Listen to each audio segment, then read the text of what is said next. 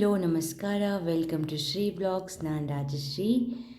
Evening ಆಗಿದೆ, ಸಾಯಂಕಾಲ ಆಫೀಸಿಂದ ಬೇಗ ಬಂದು ಇವತ್ತು ಲಾಸ್ಟ್ ಕಾರ್ತಿಕ ಸೋಮವಾರ ಆಗಿರೋ ಕಾರಣ ನಾವು ನಮ್ಮ ಫ್ಯಾಮಿಲಿ ಎಲ್ಲ ಟೆಂಪಲ್ಗೆ ಹೋಗಬೇಕು ಅಂತ ಪ್ಲ್ಯಾನ್ ಮಾಡಿದ್ವಿ.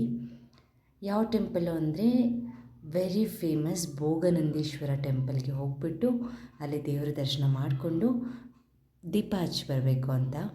ಫಸ್ಟ್ ನಾವು ಮನೆಯಿಂದ ಸ್ಟಾರ್ಟ್ ಆಗಿ ನಮ್ಮ ಮನೆ ಹತ್ರನೇ ಇರೋ ನಮ್ಮ ಏರಿಯಾದಲ್ಲಿರೋ ಗಣೇಶ ಟೆಂಪಲ್ಗೆ ವಿಸಿಟ್ ಮಾಡಿ ಅಲ್ಲಿ ದೇವ್ರಿಗೆ ನಮಸ್ಕಾರ ಮಾಡಿಕೊಂಡು ನಾನು ನನ್ನ ಮಕ್ಕಳು ನಮ್ಮ ಹಸ್ಬೆಂಡರೆಲ್ಲ ನೋಡಿ ನನ್ನ ಮಗಳು ಯಾವ ಥರ ಆಟ ಆಡ್ತಿದ್ಲು ಅಲ್ಲಿ ಅಂತ.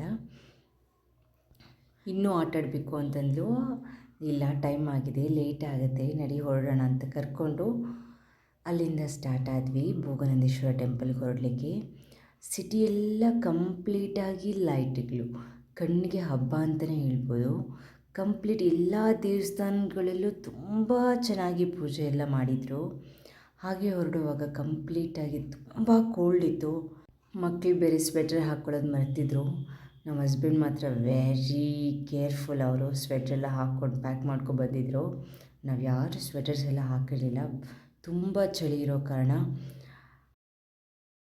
ಗಾಡಿಗೆ ಸ್ವಲ್ಪ ನಿಧಾನವಾಗಿ ಓಡಿಸು ಅಂತ ಹೇಳಿದೆ, ಆಗ ಗಾಡಿ ಫೋರ್ಸಾಗಿ ಬರೋದು ನಿಲ್ಲುತ್ತೆ, ಚಳಿ ಅಷ್ಟಾಗಲ್ಲ ಅಂತ.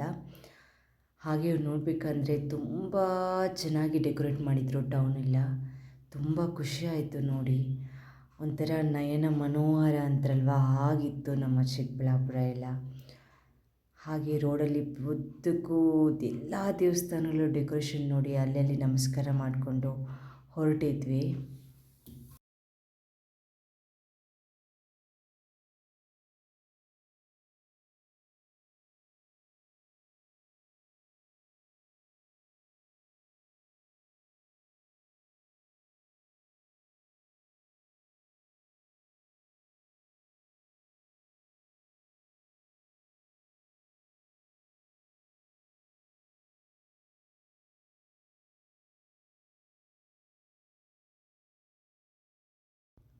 ಫೈನಲಿ ನಂದಿ ರೀಚ್ ಆಗಿಬಿಟ್ವಿ ನಾವು. ಸಿಕ್ಕಾಪಟ್ಟೆ ಟ್ರಾಫಿಕ್ ಆಲ್ಮೋಸ್ಟ್ ಒಂದು 1 ಕಿಲೋಮೀಟ್ರ್ ತನಕ ಗಾಡಿಗಳು ಉದ್ದಕ್ಕೂ ನಿಲ್ಲಿಸ್ಬಿಟ್ಟಿತ್ತು. ತುಂಬ ಸ್ಲೋ ಆಗಿ ಮೂಮೆಂಟ್ ಆಗ್ತಿತ್ತು ಪ್ರತಿಯೊಂದು ವೆಹಿಕಲ್ಲು, ಅಷ್ಟು ಟ್ರಾಫಿಕ್ ಇತ್ತು. ಆಲ್ಮೋಸ್ಟ್ ಎಷ್ಟು ಜನ ಅಂದರೆ ಸಿಕ್ಕಾಪಟ್ಟೆ ಜನ. ಅದೆಲ್ಲ ಟ್ರಾಫಿಕ್ ಎಲ್ಲ ದಾಟ್ಕೊಂಡು ದೇವಸ್ಥಾನ ಅಷ್ಟೊತ್ತಿಗೆ ಅಲ್ಲಿಗೆ ಹೋಗೋ ಅಷ್ಟೊತ್ತಿಗೆ ನಮಗೆ ಆಲ್ಮೋಸ್ಟ್ ಒಂದು 10 to 15 ಮಿನಿಟ್ಸ್ ಟೈಮ್ ತೊಗೊಂತು. ಅಲ್ಲಿ ತುಂಬಾ ಚೆನ್ನಾಗಿ ಎಲ್ಲ ಅರೇಂಜ್ ಮಾಡಿದರು. ಪಾರ್ಕಿಂಗ್ ಎಲ್ಲ ವೆರಿ ಸ್ಪೇಷಿಯಸ್ ಜಾಗ, ಅಲ್ಲೆಲ್ಲ ವೆರಿ ಸೇಫ್ ಅಂತಲೇ ಹೇಳ್ಬೋದು. ಅಲ್ಲಿ ನಾವು ಗಾಡಿ ಪಾರ್ಕ್ ಮಾಡಿ ಆಚೆ ಬಂದು ದೇವಸ್ಥಾನ ಕಡೆಗೆ ಹೊರಟ್ವಿ. ದೇವಸ್ಥಾನ ಎಲ್ಲ ಹಿಂಗೆ ವಿಜೃಂಭಿಸುತ್ತೆ ಅಂದರೆ ಅಷ್ಟು ಚೆನ್ನಾಗಿತ್ತು.